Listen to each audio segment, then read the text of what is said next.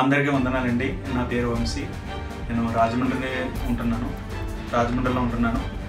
అయితే కొన్ని రోజుల క్రితం నేను ట్రూ స్టూడియో వారు నిర్వహించిన 1000 పాటల క్రైస్తవ సమ్మేళనంలో భాగంగా పాటల పోటీల్లో పాల్గొన్నానండి. అయితే ట్రూ స్టూడియో వారు అందులో చెప్పినట్లుగా విన్నర్స్ చేత పాటలు పాడిస్తామని వాగ్దానం చేశారు. అలా చెప్పినట్లుగానే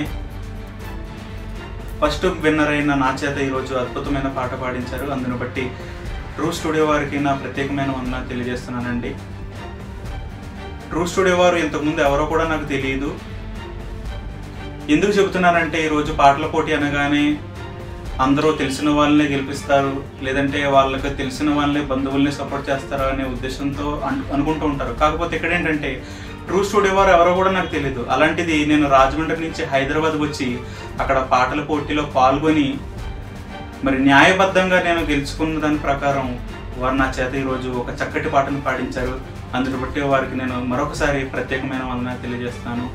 మరి మీ అందరి సపోర్ట్ కూడా ట్రూ స్టూడియో వారికి ఇవ్వాలని కోరుకుంటూ నా విన్నపాలు మీ అందరికీ తెలియజేస్తున్నాను.